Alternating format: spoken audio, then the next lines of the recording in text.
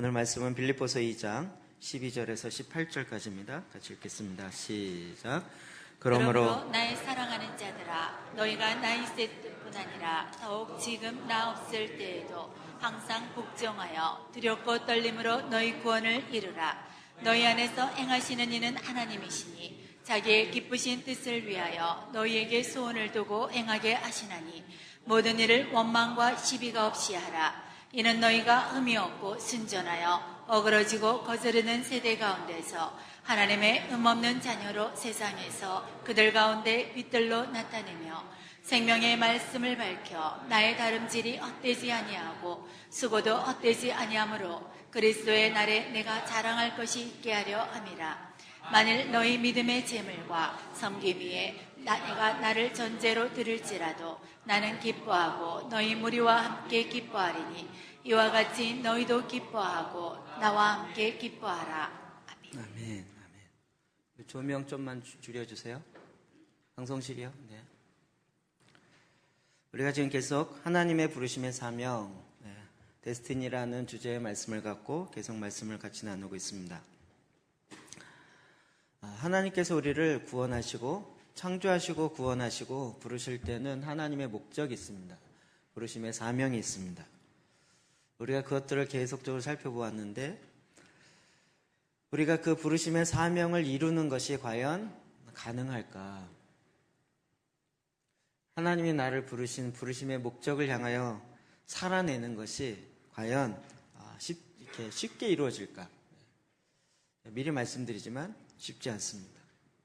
한계에 분명히 부닥치고 또 그때 일어나는 내 안에 여러 가지 갈등과 어려움이 있을 것입니다. 우리는 자꾸 이렇게 하나님의 길을 택할 것인가, 사람의 길을 택할 것인가, 이럴 때 하나님의 길을 택하면 그 다음에는 자동으로 좋을 거라고 생각하는데 희한하게도 하나님의 길을 택했는데도 고난과 어려움과 환난이 더 많이 올 때가 있습니다. 이런 부분을 굉장히 이렇게 당황스러워하는데 사실은 어찌 보면 그게 더 정상에 가깝습니다.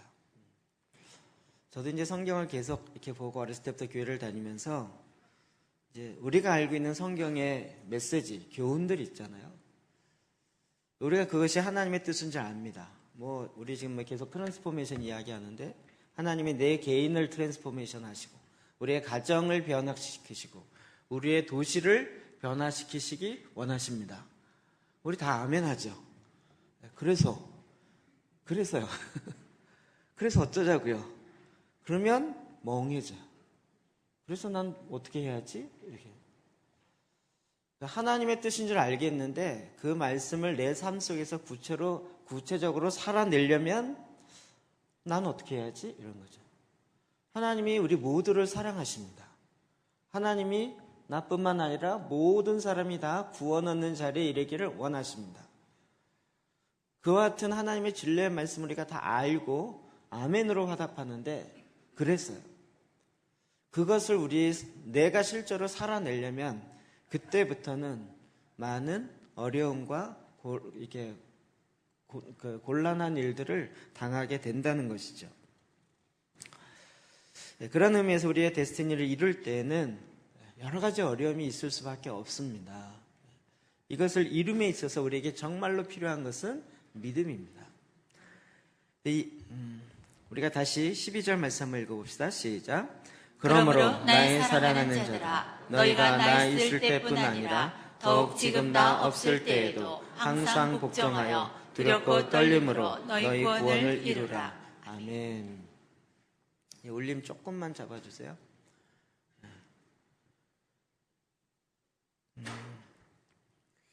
나의 사랑하는 자라, 너희가 나 있을 때뿐 아니라 지금 나 없을 때에도 항상 복종하여 두렵고 떨림으로 너희 구원을 이루라 라고 이렇게 이야기하고 있습니다.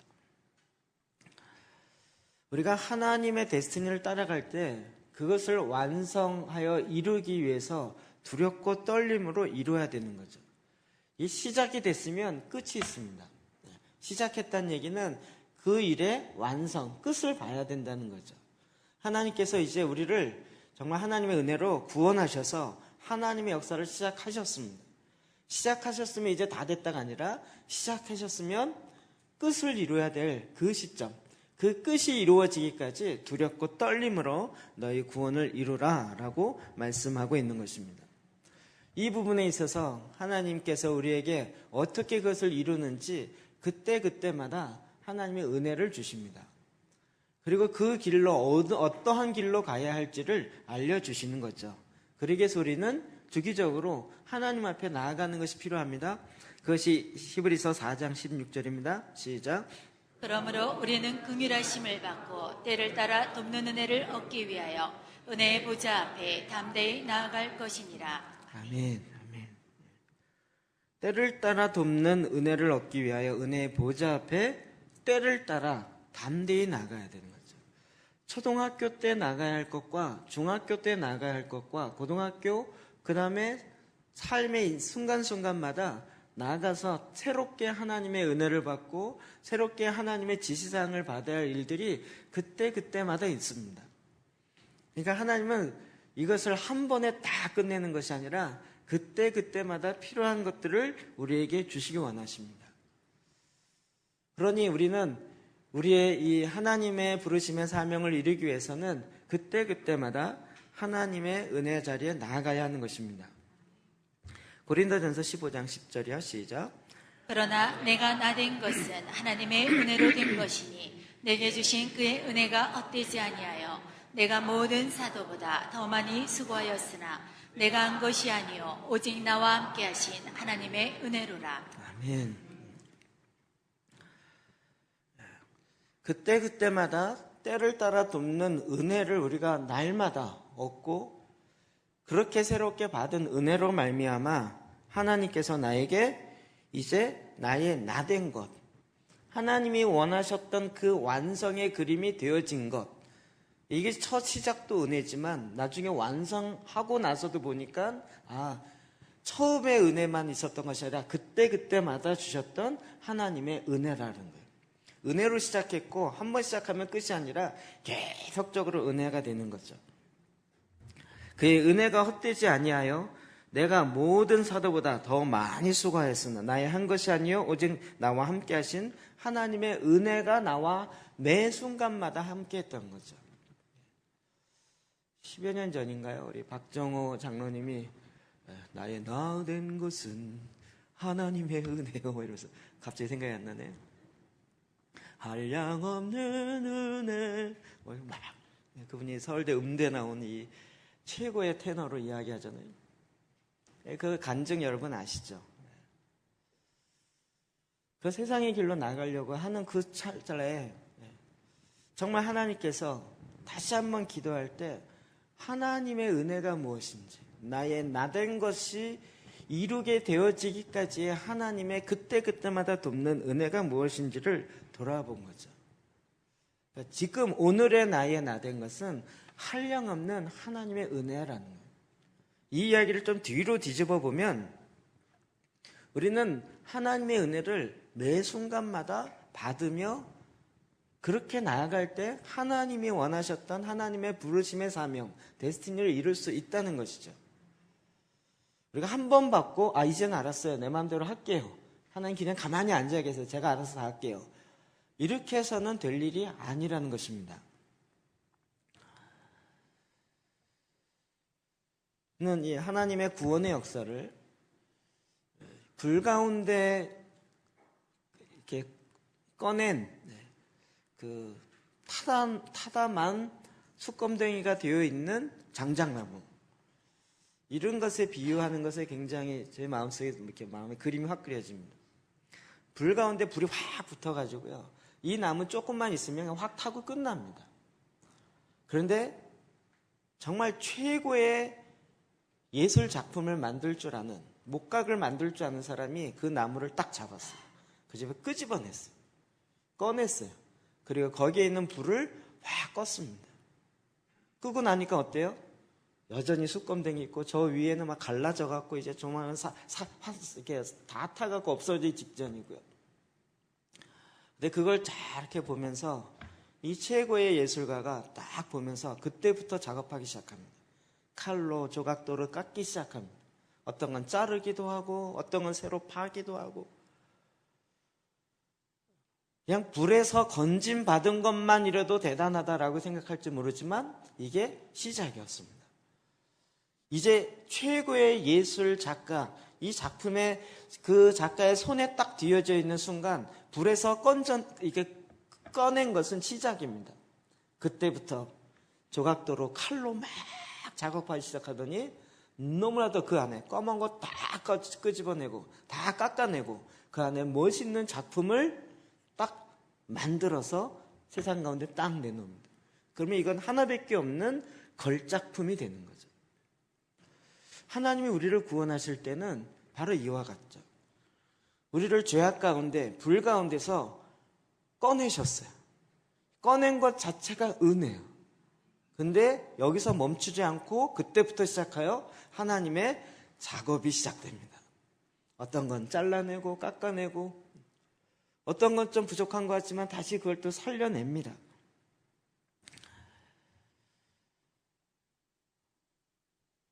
우리는 하나님이 사용하시기에 적당한 원자재가 되는 거죠. 원자재. 이것을 내가 원하는 식으로 작품을 만들겠다 이러는데 오히려 불만 타고 사라지기만 하는 거죠. 그런데 최고의 창작가이신 하나님이 딱 잡는 순간부터 그때부터는 다른 역사가 일어나는 것입니다. 이 부분에 우리에게 요구되어지는 것이 있습니다. 하나님의 은혜다, 계속적인 은혜다. 어떤 면에서 우리가 할 일이 없다. 이 말이 어떤 면에서 맞죠. 그냥 그 불타고 있는 장작이 딱 그 작가의 손에 딱 손에 잡혔어요. 이 나무가 할 일은 뭘까요? 가만히 있어야 돼요. 나무도 이제 좀 살아보겠다고 나 땅에 심어달라는 둥 내가 뭐 이렇게 되면 안 되고 그 손에 붙들림 되어서 그 작가가 깎아내면 깎아내는 대로 깎이고 잘라내면 잘라내는 대로 잘리고 내가 보기엔 아까운 것 같은데 그 작가는 이미 그 안에 그 모습을 딱 본 것이죠. 이 모든 과정들이 하나님의 은혜라는 거죠. 저는 이런 부분에서 믿음이란 구원 얻는 믿음이란 그냥 불 가운데서 딱 꺼냄을 받은 것뿐만 아니라 이 모든 과정이 다 구원인데 이 모든 과정에 하나님이 이루실 것에 대한 믿음이라는 거예요. 하나님이 어떤 작품을 만들지 어떤 면에서 나도 몰라요. 그냥 내가 아는 건 불 가운데서 꺼내왔다는 거 하나밖에 몰라요. 그때부터 나도 생각지 못했던 어마어마한 걸작품을 내 안에 있는 것을 만들기 시작하고 그 작품을 이루어가는 하나님이라는 것을 믿는 믿음으로 데스티니가 이루어진다고요. 이 차이 이해되십니까? 내가 하나님이 창조주고 역사하시고 이런 걸 믿는 것뿐만 아니라 그 하나님이 내 인생에 개입해 오셔서 하나님이 원하셨던 하나님의 작품을 나를 통해서 만들어내셨어요. 하나밖에 없는 걸작품을 만들기 원하세요. 그래서 우리는 사실 할 수 있는 게 없어요. 가만히 있어야 돼요. 내가 막 아끼는 건데 자르래요. 이거 자르면 끝일 것 같은데요. 잘라내요. 사실 이때부터 줄다리기가 시작돼요. 자르면 안 돼요. 이거 자르면 내가 얼마나 아끼는 건데요. 이거 자르면 안 돼요. 하나님이 보통 가만히 계십니다. 그래? 네가 한번 해봐라. 네가 원하는 데 해봐라. 아무리 해도 안 되죠. 우리 그냥 믿고 맡기는 거예요. 하나님이 나를 통해서 이루시기 원하셨던 그의 데스티니를 내 안에 이루도록 신뢰하고 의지하고 그 안에 하나님이 멋있는 조각품이 나오도록 내 전생애를 맡기는 거예요. 여기서 이제 힘듦이 좀 나오는 거죠. 우리는 자꾸 내 마음대로 하고 싶은 그런 속성이 있기 때문에 그래요. 에베소 2장 8절입니다. 시작. 너희는 그 은혜에 의하여 믿음으로 말미암아 구원을 받았으니 이것은 너희에게서 난 것이 아니요 하나님의 선물이라. 아멘, 아멘. 그의 은혜에 의하여 믿음으로 말미암아 구원을 받았으니 너희에게서 난 것이 아니고 하나님의 선물이라. 이게 참 예화가 별로 안 좋은 예화인데, 제가 최근에 이렇게 저희 아내의 성화에 못 이겨서 스케일링 하려고 치과를 갔다가 작년인가 갔을 때 괜찮았는데요. 이번에 보더니 치과 의사가 이 안에 어금니가 썩었다는 거예요. 그래서 치과 치료를 해야 된다는 거예요. 저는 정말 큰 맘 먹어서 스케일링 한번 해주자 이러고 갔는데요. 그때부터 시작해갖고 한 횟수로 8번인가 9번인가를 갔던 것 같아요. 일주일에 한 번씩. 정말 제가 지옥담으로 가기 싫은 게 치과집입니다. 제가 할 일은 이게 속에서 하니까 보이지도 않고 알지도 모르겠고 또 설명도 안 해줘요. 그냥 하고 있으래요. 입을 딱 벌리고 하고 한 30분을 이러고 있으면 막 안에서 막 자르는 소리, 무슨 지지는 소리, 그러다 아프다 그러면 아파요 그러더니 또 마취 주사 놓고, 그 다음부터는 아픈지도 모르겠는데 뭐 타는 냄새도 좀 나고 나 혼자 막 난리를 해요. 제가 한 3주 차인가 3번인가 지난 다음에 의사한테 못 묻고 그 간호사한테 물었어요. 지금 어떻게 하는 거예요? 그랬더니 그 안에 어금니가 충치가 있는데 많이 썩었대요. 그걸 다 파내고 그 안에 있는 신경까지도 다 죽이고 그 죽인 신경 안에 또 뭐 약품을 넣고 그리고 마지막에 그것을 다시 온전히 씌운대요. 그래서 전 또 금리빨 하나 생기겠구나 이렇게 생각했는데요. 나중에 보았더니요, 씌우는 게 금리빨이 아니고 요즘은 이 치아하고 똑같은 걸 만들어 갖고 거기다 본드를 붙이더라고요. 그래서 그냥 딱 붙었어요. 제가 한 건 하고 있었던 것밖에 없어요. 가만히 있었던 것밖에 없어요. 근데 다 치료가 되고 나서 어금니를 막 씹으니까 상관이 없이 다시 원상으로 회복이 되었어요. 이제 또다시 맛있게 먹을 수 있어요. 전에보다 덜 시려요. 무슨 설명을 하려고 하는지 이해되시죠? 하나님 앞에 그냥 하고 가만히 있으시면 하나님이 고장난 거 다 고치시고 거기다가 더 좋은 것으로 완전 땡빵을 쫙 하시고 만드셔가지고 우리가 쓰기에 최고로 좋은 그 원래 상태로 저랑 협의도 안 했어요. 의사가 묻지도 않고 허락도 안 받고 그냥 왔다는 거 이유 하나만으로 그 다음부터는 스케줄도 자기가 잡더라고요. 일주일 후에 오세요. 네. 딱 오면 앉으세요. 누우세요. 입 벌리세요. 정말 안 가고 싶은 마음과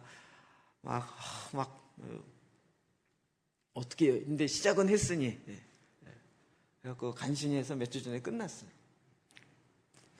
하나님이요, 지금 정말 여러분 가운데 시작하신 일이 있어요.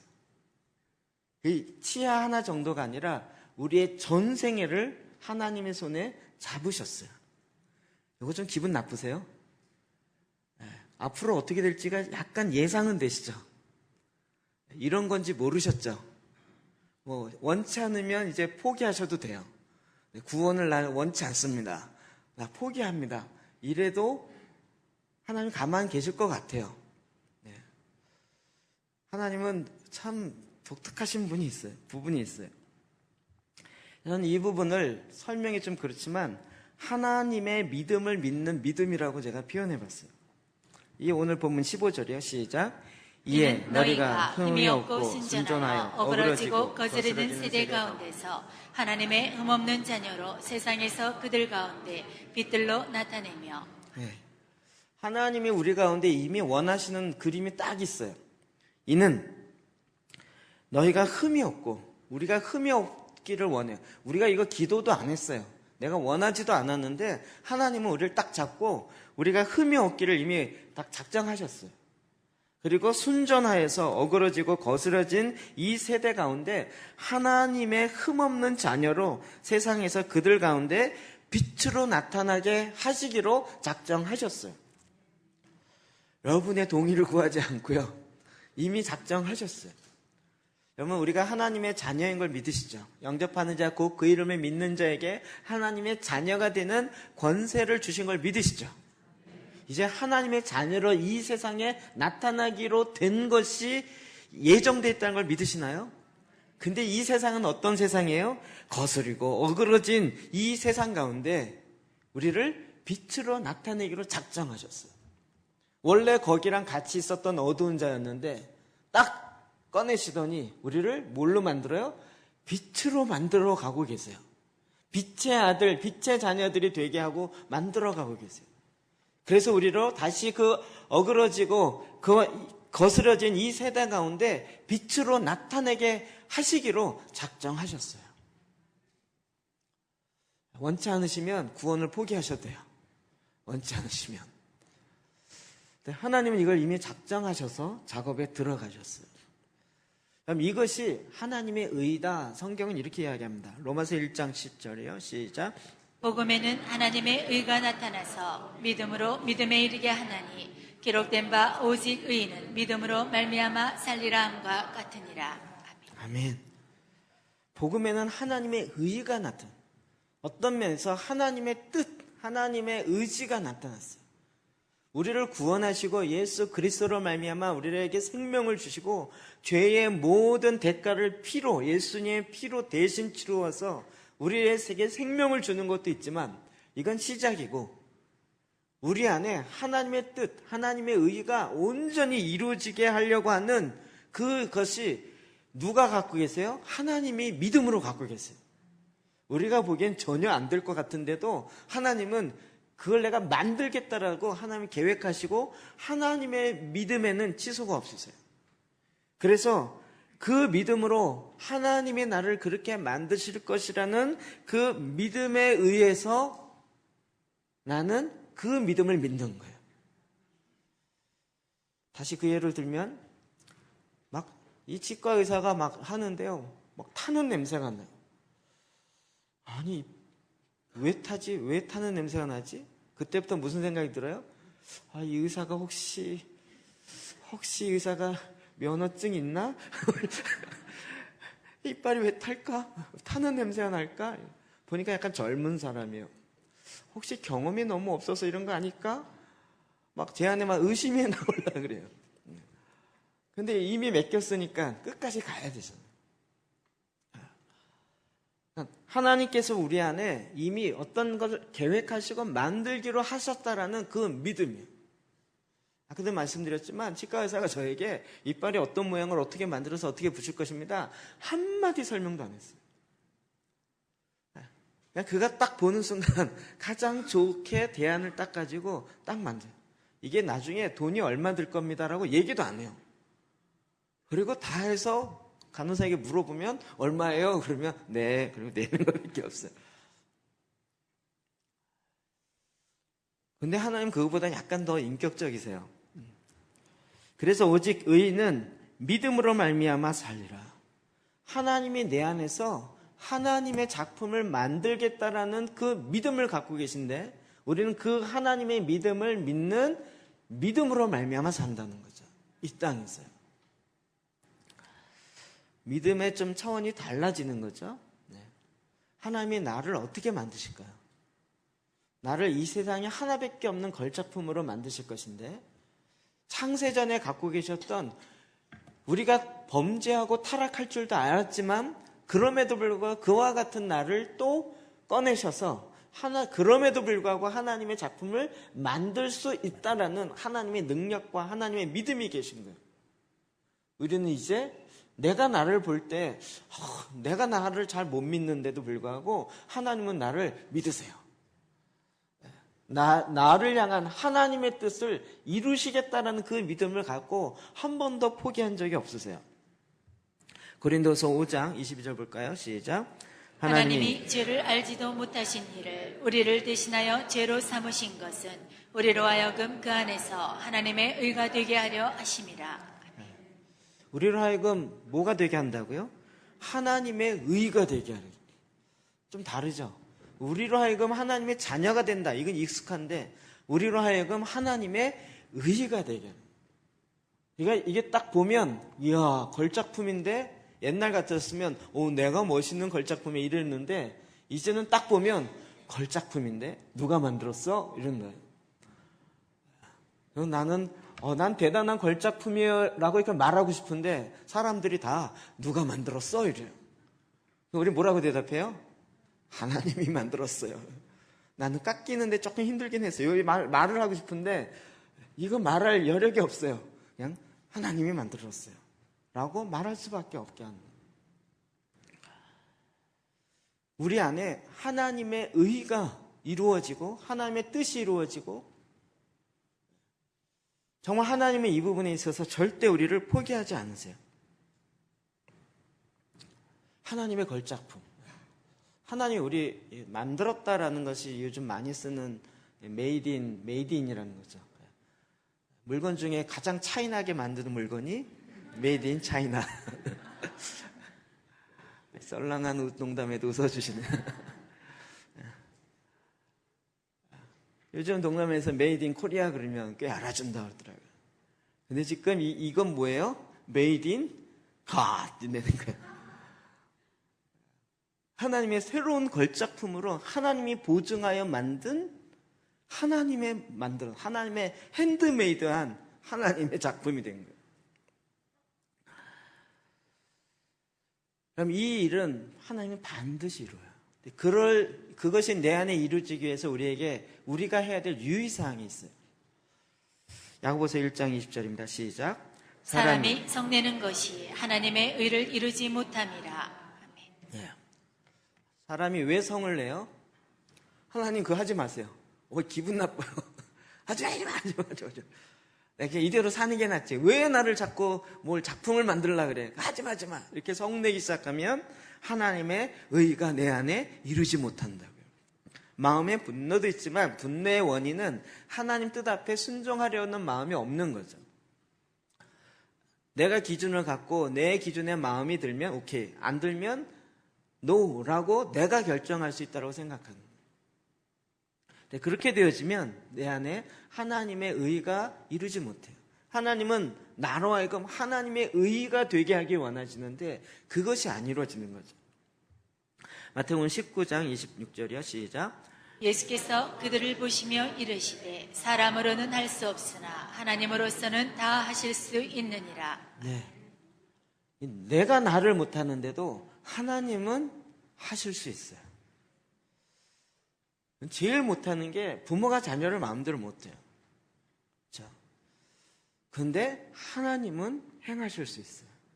하나님은 어떤 모양이든지 만드세요. 하나님이 다듬고 깎고 잘라내고 하나님이 그것들을 다시 문지르고 하시면서 하나님이 원하셨던 최고의 작품으로 만들어내는 능력과 그 계획을 하나님은 반드시 갖고 계시고 지금 이 일을 이미 시작했다는 거죠. 자, 이와 같은 데스티니를 이룬 성경의 사람도 조금 더 봅시다. 우리 본문의 13절 14절이요. 시작. 너희 안에서 행하시는 이는 하나님이시니 자기의 기쁘신 뜻을 위하여 너희에게 소원을 두고 행하게 하시나니 모든 일을 원망과 시비가 없이 하라. 하나님이 이 일을 함에 있어서 굉장히 인격적으로 접근하세요. 우리 안에 나도 이런 것 좀 하고 싶다.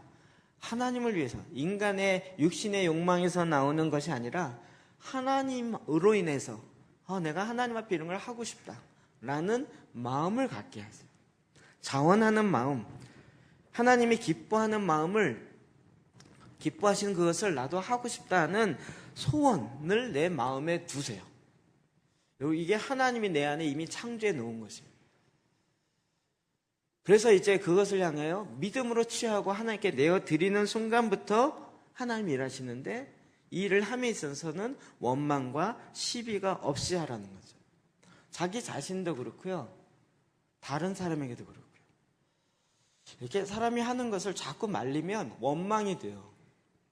보통 놔두면 본인이 알아서 웬만한 건 찾아가요. 자녀들도 마찬가지고요. 웬만한 좀 잘못해도 좀 놔둬보세요.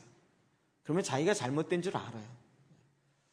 약간 좀 가장 독한 방법이지만 아이들이 뜨거운 거 만지면 안 돼 그러잖아요. 그러다가도 안 되면 어떡해요? 한번 뒤어봐. 뒤어보면 다음엔 절대 안 만진다는 거예요. 한 번의 경험으로 그 다음부터 확실히 아는 거예요. 그러니까 실수할 걸 두려워하지 않는 거죠. 시비와 원망이 없게 하시는데 1차적으로 하나님도 우리를 향해서 이렇게 하세요. 제가 이거 깨닫는데 정말 오래 걸렸던 것 같아요. 내가 하나님을 위해서 이렇게 하겠습니다. 하나님, 야, 아니야. 이렇게 얘기 안 하시고, 그래? 한번 해볼래? 하나님 기다리세요. 하나님 보통 기다리시면 몇 년 기다리실까요? 보통 40년 내지는 30년, 20년 이렇게 기다리세요. 아니면 본인이 빨리, 내가 아니네라고 손 들고 나올 때, 빨리 들고 나올 때까지 기다리세요. 성경의 기록은 40년이에요, 일단. 본인이, 나 이거 아닙니다. 라고, 내가 잘못했군요. 라고 딱 손을 들 때까지 그냥 주님이 참고 기다리세요. 왜요? 원망과 시비가 없이 하나님이 하시기 때문에. 나이가 들면 못하잖아요. 전혀 상관없어요. 하나님이 내 안에 사시고자 하는 것은 나이에 상관없이 일을 하세요.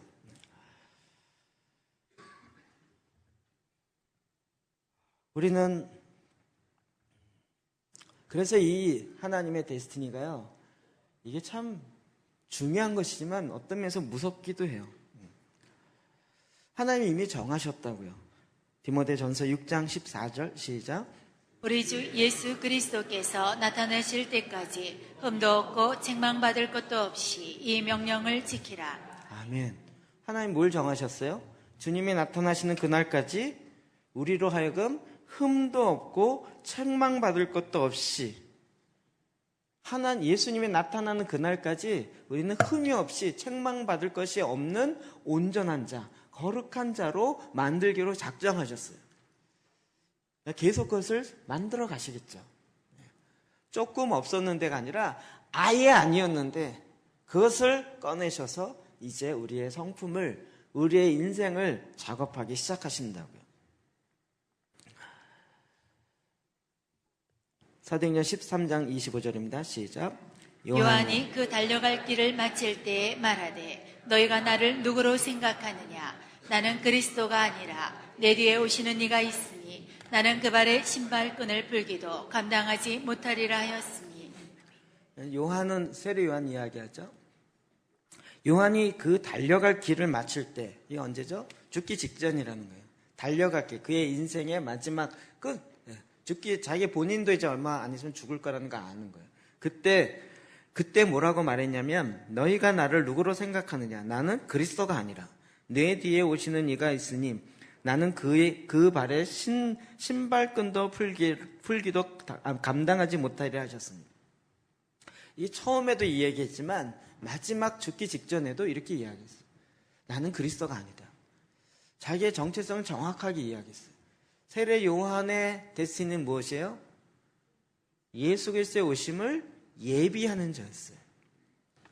그러니까 예수님 사역 시작할 때도 이 얘기를 했고 제일 마지막에도 이 얘기했어요. 그게 데스티니예요. 그러니까 죽는 그 순간에도 예수 그리스도의 오심을 예배해야 되는데 사람들이 이분이 예수인가 보다, 메시아인가 보다 이렇게 오해하면 안 되잖아요. 난 그리스도가 아니다라고 계속 얘기를 해요. 그리고 그가 오실 거라는 얘기를 죽는 그날까지도 계속 이야기해요. 왜요? 그의 데스티니이기 때문에. 세례 요한은 누구의 예표라고 그랬죠? 마지막 때를 사는 마지막 성도들의 예표죠. 우리가 지금 이 마지막 때를 살아야 될 우리의 삶의 목적 중에 하나가 무엇입니까? 예수 그리스도의 다시 오심을 예비하는 삶을 살아야죠. 그렇죠? 그러면 우리가 어떻게 해야 되는지 좀 알 수 있겠죠. 우리가 어떻게 해야 돼요? 내가 그리스도가 아닙니다. 이렇게 얘기하셔야 돼요. 내가 주인이 아닙니다. 진짜 주인이 오십니다. 이렇게 돼야죠. 나 주인과 자꾸 친한데 뭐 이렇게 젓가락 하나 꼭 놓으려고 하시는데 이러지 마시고 나는 메시아가 아닙니다. 내가 진짜 주인이 아닙니다. 진짜 만왕의 왕이신 그분이 오십니다. 나는 그분의 오심을 예비하고 준비하고 높은 산을 깎고 낮은 골짜기를 메우면서 평탄케 하는 이 작업을 해야 될 사람이 바로 나입니다라고 우리가 이 데스티니를 이루어 가야 되는 거죠. 사도 바울도 이렇게 이야기했습니다. 시작. 나는 선한 싸움을 싸우고 나의 달려갈 길을 마치고 믿음을 지켰으니. 아멘. 예. 우리가 잘 아는 것처럼 디모데후서 이것도 그의 유언과 같은 거죠. 제가 이것을 메시지 성경으로 좀 다시 한번 읽어드릴게요. 디모데후서 그 앞부터 보면 그러나 그대는 하고 있는 일에 시선을 고정하여 좋은 시기든 힘든 시기든 메시지를 살아있게 하며 하나님의 일꾼으로 그대의 일을 빈틈없이 하십시오. 그대가 이어받으십시오. 나의 죽을 날이 가까웠고 나의 생명은 하나님의 제단에 제물로 드려졌습니다. 이것은 참으로 달려볼 가치가 있는 유일한 경주입니다. 나는 열심히 달려서 이제 막 결승점에 이르렀고 그 길에서 믿음을 지켰습니다. 이제 남은 것은 환호소리와 곧 하나님의 박수갈채뿐입니다. 그것을 믿으십시오. 하나님은 공정한 재판장이십니다. 그분께서 나뿐 아니라 그분의 오심을 간절히 기다리는 모든 이들에게도 공정하게 대해 주실 것입니다. 그의 달려갈 길에 마쳤다. 이 얘기는 이 땅에서 지금 내가 어떤 싸움을 싸워야 되는지 정확하게 이야기하는 거예요. 나의 데스티니, 하나님이 나를 이 땅에 보내신 그 일을 이룸에 있어서 내가 이제 마지막 결승점에 이르렀다. 많은 사람이 이제 등산을 좋아하는데 산을 싫어하시는 분은 꼭 하는 얘기 있죠. 내려올 거 뭐하러 올라가 이제. 그 정상에 내려올 걸 뭐하러 올라가 이러잖아요. 산에 올라가시면 왜 올라가죠? 그 힘든데 왜 올라가요? 네. 정상에 올라가서 정상 왔다 그리고 막 금방 내려가는 사람이 있어요? 아니죠. 정상은 항상 올라가면 그 앞에서 쫙 보고 쉬고 보면서 이렇게 그 정상에서 이렇게 느끼고 내려오잖아요. 소실적에 중학교 2학년 때 정확하게 밝혀야지. 중학교 2학년 때 3000m 단거 중단거리 선수였습니다. 3km를 뛰는 거예요. 3km를. 그걸 뛰면 정말 100m를 한 20초 정도 속도로 해서 계속 뛰어야 돼요. 처음에는 속된 말로 허파가 입 밖으로 나왔다 들었다 하는 것 같아요. 너무 힘들어갖고요. 그렇게 해서 막 뛰면 한 20분을 끊임없이 막 20분을 20초가 아니고요. 20분을 막 뛰어야 그게 돼요. 조금 템포 느리면 30분을 계속 쉬지 않고 천천히가 아니라 일정한 빠른 속도로 계속 뛰어야 되는 거예요. 이거 할 때마다요. 막 정말 허파가 입 밖으로 나왔다 들어왔다 하는 것 같아요. 숨 쉴 때마다. 근데 왜 뛰어요? 왜 뛸까요? 그 꼬링점에 딱 도착했을 때요. 그 도착했을 때 드디어 꼬링 했을 때 막 이 기쁨이요. 여자분들이 아기 낳고 나서 아기 낳는 고통을 나중에 잊는다 그랬죠. 이 꼬링점을 한번 넘어가 보신 분은 잊어요. 고통을 잊어요. 산 정상에 올라가 보신 분은 산 올라가면서 갖는 그 고통을 잊어요. 이건 아니에요. 하나님이 우리의 데스티니가 바로 우리의 결승점이 저기예요. 사도 바울이 이 얘기잖아요. 내 인생의 마지막이 갖고 나 이제 꼬린점 받아 저기 넘어있는. 저것만 넘어가면 하나님이 일어나서 박수 갈채치고 천군과 천사들이 내가 지금 꼬린점 넘는 것을 환호할 것이다. 나 이제 곧 가까웠다. 이렇게 얘기하는 거예요. 그의 데스티니를 이룸에 그의 자세. 그러니까 그 목표를 향해서 계속 달려간 거죠. 사도행전 20장 24절은 또 이렇게 표현하고 있습니다. 시작.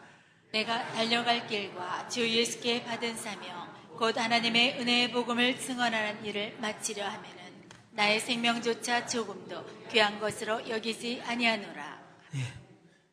나의 생명조차 귀한 것으로 여기지 않는다. 메시지는 이렇게 됐습니다. 내 앞에 고난과 투옥이 있을 것을 성령께서 거듭해서 분명하게 증명해 주었습니다.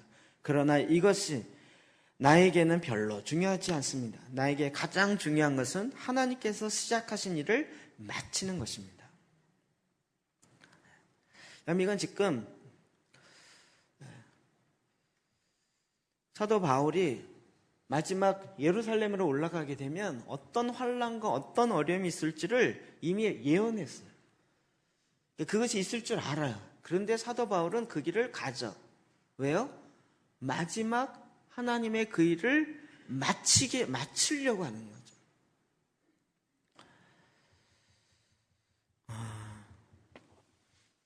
저는 개인적으로 그리스도인의 삶은 이 땅에서 기복주의 신앙이나 번영 신학에서 이야기하는 것처럼 이 땅에서 잘 살고 잘 먹고 잘 되는 것이 아니라 잘 살던 못 살던 전혀 상관없이 그거가 중요한 것이 아니고 이 땅에서 지금 우리의 달려갈 길을 마치느냐의 싸움인 거죠. 하나님이 원하셨던 그 달려갈 길을 마치느냐.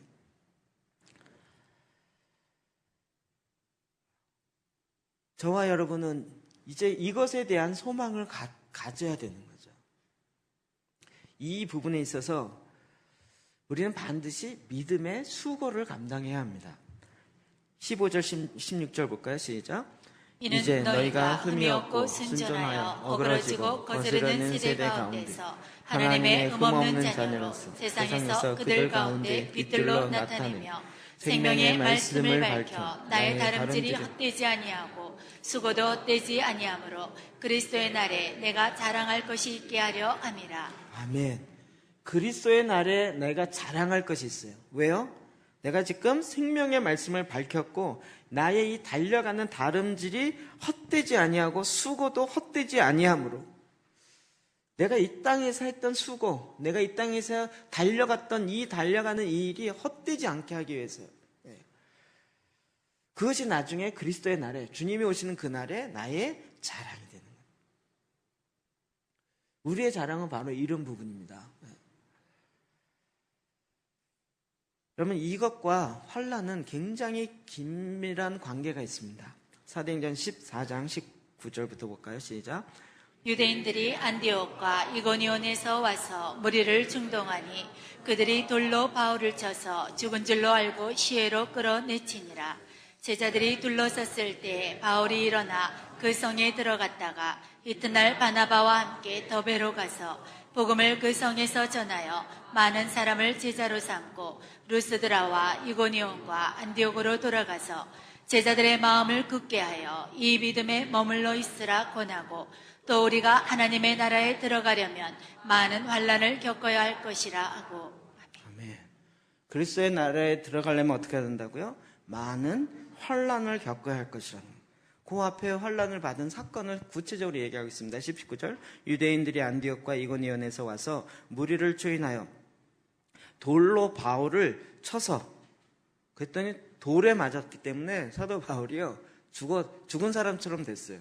그래서 그를 죽은 줄 알고 성 밖에 끌어내서 버렸어요. 죽은 시체를 버렸어요.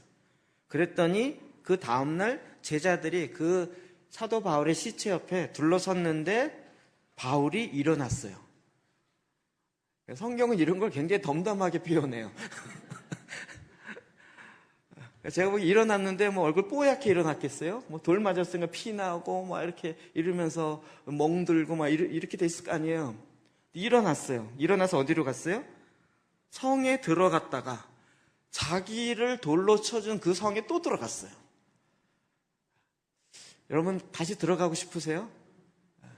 이놈의 성 그래갖고 저주하고 내가 여긴 다시는 들어가나 봐라. 신발에 먼지 털고 막 이러고 싶을 상황인데 그 성에 또 다시 들어가요.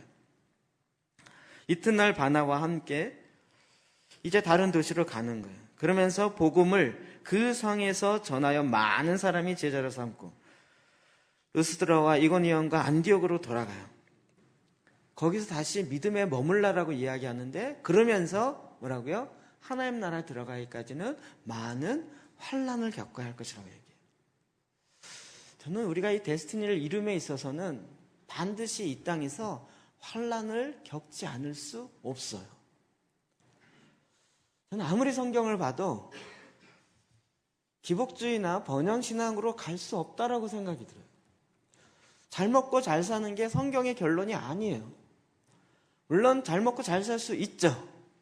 그러니까 이것이 우리의 목적이나 하나님의 목적이 아니에요. 하나님의 사람들은 늘 하나님이 이 땅에 보낸 그 데스티니를 이루어가는 데 있어서 이루어감에 반드시 있는 것은 환란이 있다는 거예요. 왜요? 이 세상은 공중에 권세 잡은 자들이 계속 잡고 있고 계속 공격하기 때문에 이 땅에 하나님의 뜻을 이루려고 하는 자들은 어떻게 해서든지 공격하고 어떻게 해서든지 그것을 못 이루게 하려는 사탄의 애씀이 있기 때문에 환란이 있을 수밖에 없는 거죠. 환란이 없는 게 이상하죠. 그렇지 않을까요?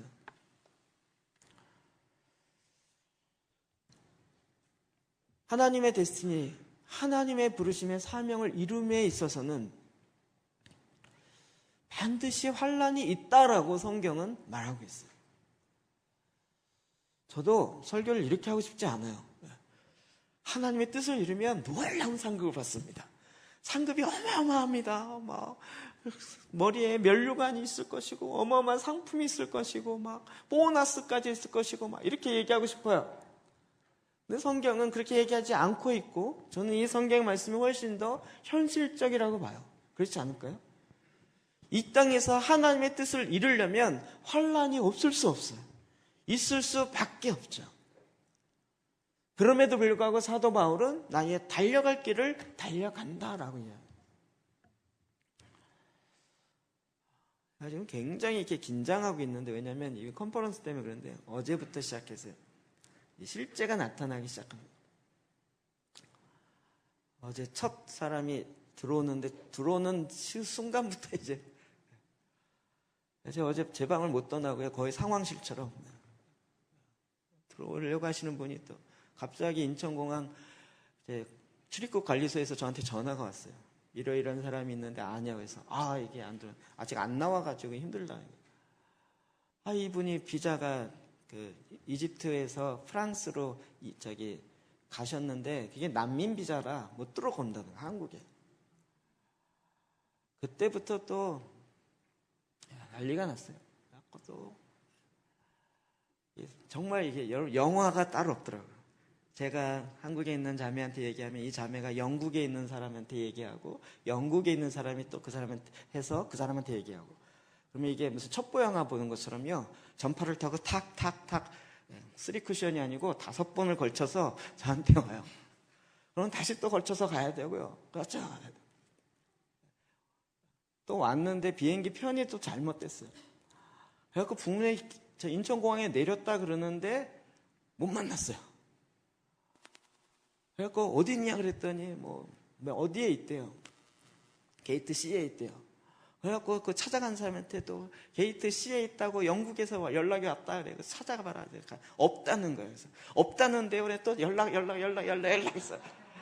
게이트 C 앞에 스타벅스 앞에 있다. 스타벅스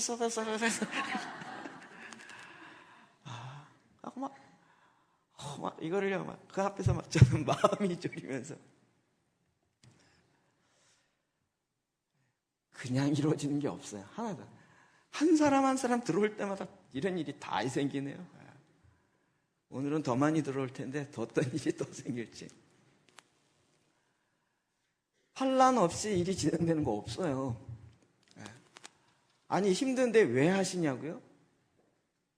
많은 사람이 그런 힘든 걸 왜 하려고 그러세요?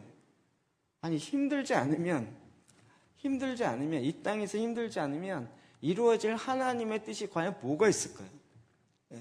이 수고를 누군가 하지 않으면 과연 누가 이것을 이룰 수 있을까요? 힘들지 않기 때문에 하고 힘들기 때문에 못한다라는 이 논리는 과연 어디서 나올까요? 성경은 지금 계속 이야기하는 거예요.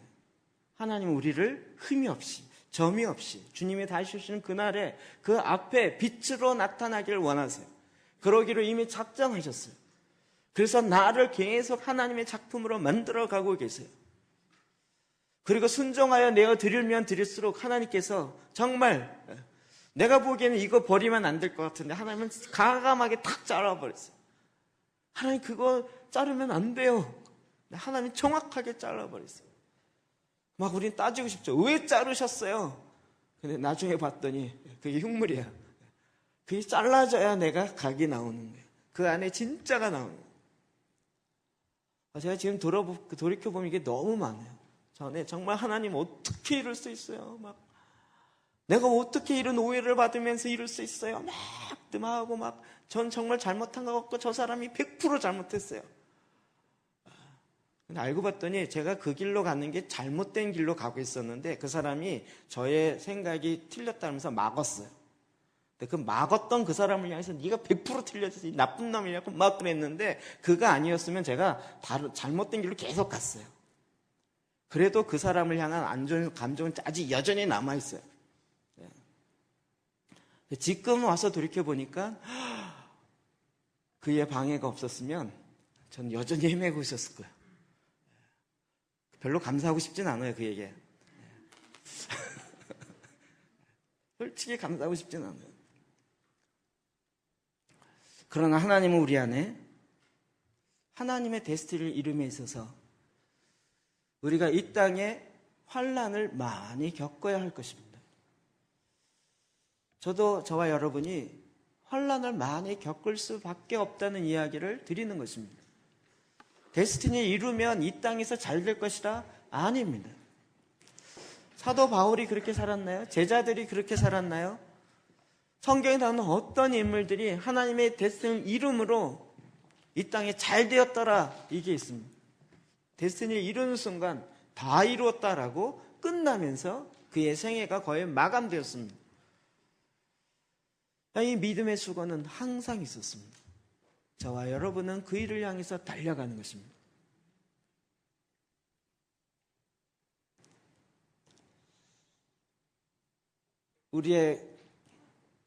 우리의 결말은 이 땅에서가 아닙니다. 주님이 다시 오시는 날, 주님의 심판대 앞에서 결말이 있을 것입니다.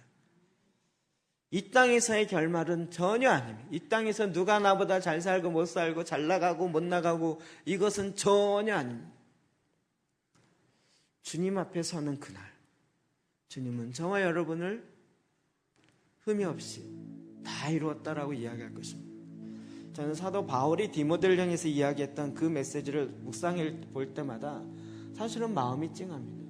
아까 읽어드렸지만 나의 달려갈 길이 끝났다. 내가 이 복음의 메시지를 너에게 전한다. 너도 이 바톤을 받고 너도 달려가다가 너도 그렇게 죽어야 된다. 너도 환난 가운데 있다가 너도 그렇게 죽을 것이다.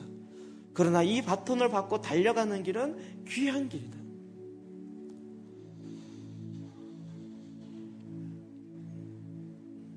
그냥 저는 말씀 속에 보면서 옳구나, 이게 맞구나라고 느껴집니다. 저와 여러분이 이 땅에서 지금 이곳에서 하는 일들은 거의 다 이걸 것입니다. 그런데 우리의 믿음은 뭐냐면 하나님께서 나를 하나님의 걸작품으로 만들 것이라는 하나님의 믿음을 믿는 믿음입니다. 내가 보기엔 아닌 것 같고 내가 보기엔 잘리면 안 되고 깎이면 안 되고 내 삶이 이렇게 가면 안 될 것 같은데 하나님이 그걸 허락하십니다. 왜요? 하나님의 작품을 만들고 가죠. 내가 보기엔 실수인 것 같은데 하나님 그것도 허락하세요. 그래서 결국 내 안에 그리스도의 형상이 온전히 이루어지는 그날까지 우리를 만들어 가세요. 이게 위로인지 격려인지 저도 잘 모르겠습니다. 그러나 이 길은 반드시 하나님 나라에 들어가려면 많은 환난을 겪어야 할 것입니다. 겪을 수밖에 없습니다. 환난이 없다라고 저는 절대 얘기하지 않고 절대 환난이 있습니다. 제가 여러분에게 환난을 피할 길을 알려드리고 싶지만 성경은 그렇게 얘기하고 있지 않기 때문에 환난 가운데 갈 수밖에 없다라고 오늘도 말씀 있는 대로 이야기할 수밖에 없습니다. 하나님 나라에 들어가려면 많은 환난을 겪어야 할 것입니다. 지금의 환난은 시작에 불과할 수도 있습니다. 그러나 우리의 달려갈 길의 마지막은 주님 앞에 서는 것입니다. 그때에는 우리가 당한 환난이 오히려 기쁨이 되고 자랑이 될 것입니다. 우리가 여기에서 내 이 환난을 주님 좀 벗어나게 해주십시오, 피하여 주십시오 라고 구하는 것이 아니라 우리의 삶은, 우리의 기도는 하나님 나의 달려갈 길을 완성하게 하십시오. 지금 내가 어떤 환난이 있다 할지라도, 환난이 예상되고 그 예상은 틀림이 없다 할지라도 그러나 나는 하나님께서 나에게 끝까지 이루라고 하는 그것을 이루기 위해서 가는 것입니다. 이것이 데스티니를 이루는 자의 삶입니다. 여러분, 이 믿음의 수고를 감당하시기를 주의 이름으로 축복합니다.